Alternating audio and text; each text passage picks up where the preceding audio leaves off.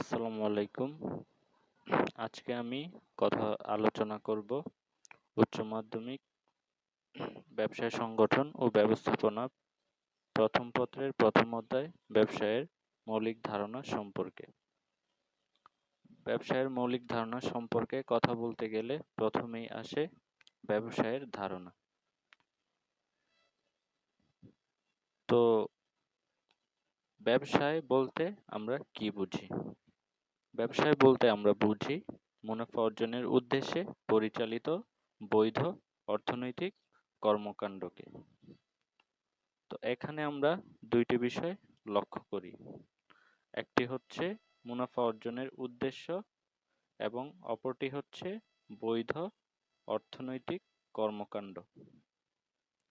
তো প্রতিটি ব্যবসা প্রতিষ্ঠান বা ব্যবসায়ের মালিকের প্রধান বা মূল উদ্দেশ্যই থাকে পণ্য ও সেবা ক্রয় বিক্রয়ের মাধ্যমে মুনাফা অর্জন করা। দ্বিতীয়ত আসে হচ্ছে বৈধ অর্থনৈতিক কর্মকাণ্ড। কোনো একটি প্রতিষ্ঠান বা তাদের কর্মকাণ্ডকে আমরা তখনই ব্যবসা বলতে পারি যখন সেটি একটি বৈধ অর্থনৈতিক কর্মকাণ্ড হয়। বৈধ অর্থনৈতিক কর্মকাণ্ড যদি না হয় সেটিকে আমরা ব্যবসা বলতে পারি না। যেমন কেউ যদি মাদক দ্রব্যের ব্যবসা করে সেটিকেও আমরা এক প্রকার অর্থনৈতিক কর্মকাণ্ড বলতে পারি, যেহেতু আহ, এক প্রকার লেনদেন হয় এখানে বা টাকা পয়সা হচ্ছে আদান প্রদান হয়, কিন্তু সেটি কোনো বৈধ অর্থনৈতিক কর্মকাণ্ড নয়, সেজন্য সেটিকে আমরা ব্যবসা বলতে পারি না। এখন আসে হচ্ছে ব্যবসায়ের বৈশিষ্ট্য। তো এখন আমরা ব্যবসায়ের বিভিন্ন ধরনের বৈশিষ্ট্য সম্পর্কে আলোচনা করব। তো ব্যবসায়ের প্রধান বা মূল বৈশিষ্ট্য হিসাবে আমরা যেটাকে বলতে পারি সেটা হচ্ছে মুনাফা অর্জনের উদ্দেশ্য। তো প্রথমেই বলেছি যে প্রতিটি ব্যবসা প্রতিষ্ঠান এবং ব্যবসা প্রতিষ্ঠান মালিকের প্রধান উদ্দেশ্যই থাকে পণ্যদ্রব্য বা সেবা ক্রয় বিক্রয়ের মাধ্যমে মুনাফা অর্জন করা। মূলত ব্যবসা প্রতিষ্ঠান পরিচালনা করাই হয় মুনাফা অর্জন করার উদ্দেশ্যে। দেন আইনগত বৈধতা। একটি ব্যবসায়ের পরিচালিত অর্থনৈতিক কর্মকাণ্ডকে আমরা তখনই ব্যবসা বলতে পারি যখন সেটা আইনগতভাবে বৈধ হয়। যেমন কেউ যদি মাদকদ্রব্য চোরাচালান বা কোনো অবৈধ কর্মকাণ্ড পরিচালনা করে সেটিকে আমরা ব্যবসা বলতে পারি না, কারণ সেখানে কোনো ধরনের আইনগত বৈধতা নেই। কিন্তু একজন কাঁচামাল ব্যবসায়ী, একজন আসবাবপত্র ব্যবসায়ী, একজন মুদি দোকানির কর্মকাণ্ডকে আমরা ব্যবসা বলতে পারি, কারণ তারা পণ্য বা সেবা ক্রয় বিক্রয় করার মাধ্যমে মুনাফা অর্জন করে এবং তাদের কাজটি আইনগতভাবে বৈধ। দেন আর্থিক মূল্য।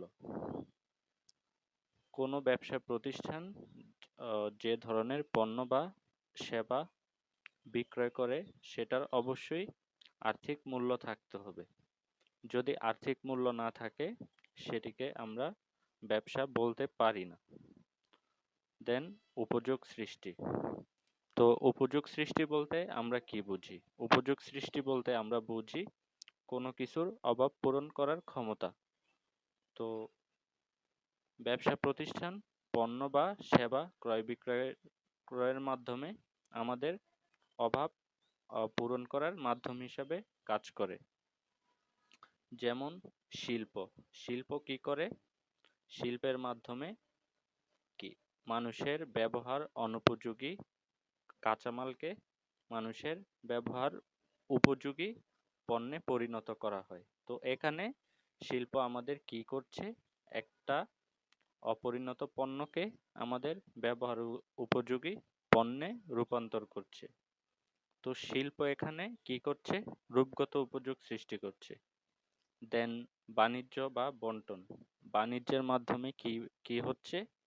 এক জায়গা থেকে উৎপাদিত পণ্য অন্য জায়গায় বন্টন করা হয়, বা বাণিজ্যের মাধ্যমে কি করা হয়?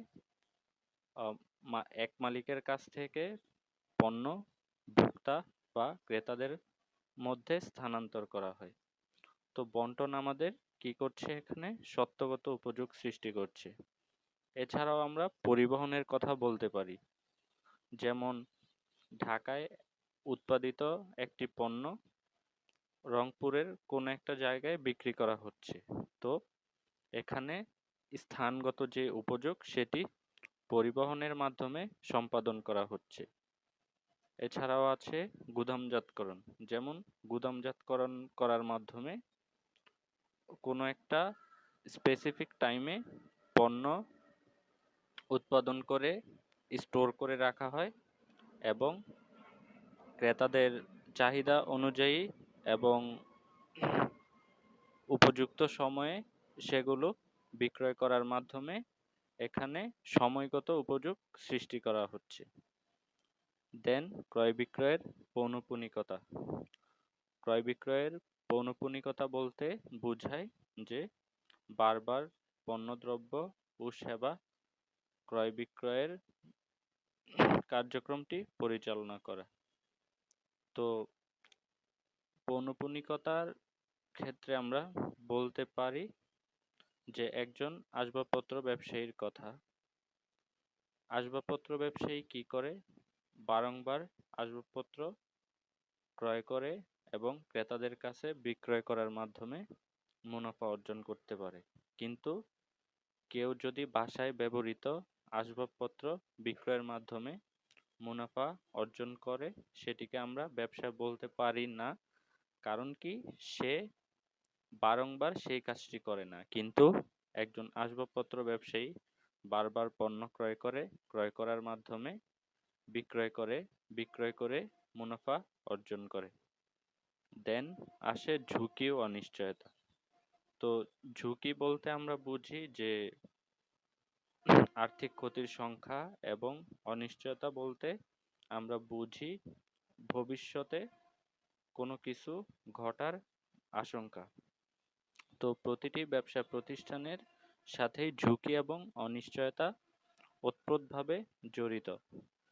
কারণ কোনো একটা ব্যবসা প্রতিষ্ঠান বা এর মালিক তার উৎপাদিত বা ক্রয়কৃত পণ্য যদি সঠিক সময়ে বিক্রয় করতে না পারে, তাহলে তিনি একটি আর্থিক ক্ষতির সম্মুখীন হয় এবং ব্যবসায়ের ক্ষেত্রে বিভিন্ন ধরনের অনিশ্চিত বিষয়সমূহ ব্যবসায় প্রতিষ্ঠানকে প্রভাবিত করে। তো আমরা বলতে পারি যে ঝুঁকি ও অনিশ্চয়তা ব্যবসায়ের সাথে অঙ্গাঙ্গিভাবে জড়িত। এরপর আসে হচ্ছে উদ্যোগ গ্রহণ।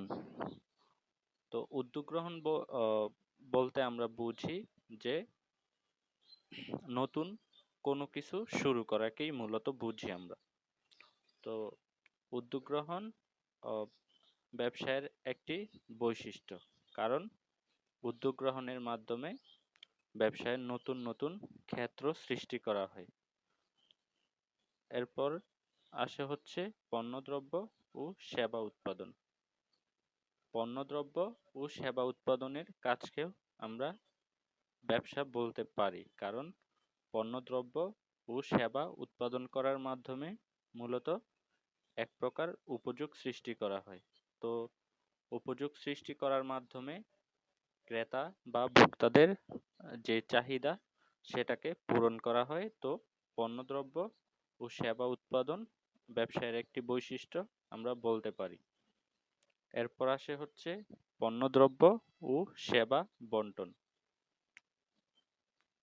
পণ্যদ্রব্য ও সেবা উৎপাদন করার মাধ্যমে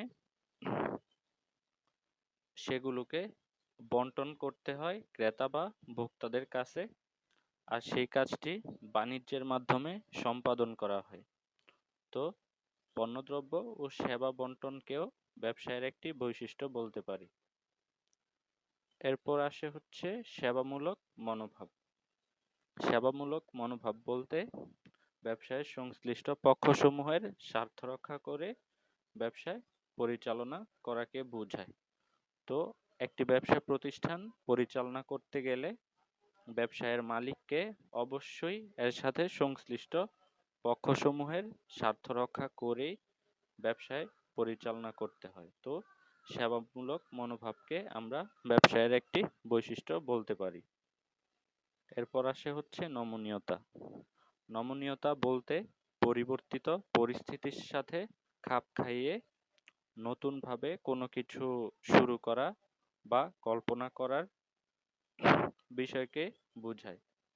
তো ব্যবসায়ের ক্ষেত্রে বিভিন্ন ধরনের অনিশ্চিত এবং নতুন নতুন উদ্ভাবিত বিষয় জড়িত হয়। সেক্ষেত্রে নমনীয়তাকে আমরা ব্যবসায়ের বৈশিষ্ট্যের মধ্যে অন্তর্ভুক্ত করতে পারি। এরপর আসে হচ্ছে স্বাধীন পেশা বা বৃত্তি। ব্যবসায় হচ্ছে একটি স্বাধীন পেশা। কারণ কি?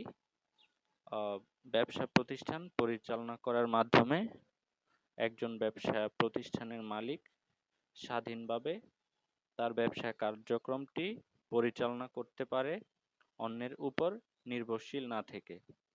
সুতরাং ব্যবসাকে আমরা একটি স্বাধীন পেশা বা বৃত্তি বলতে পারি।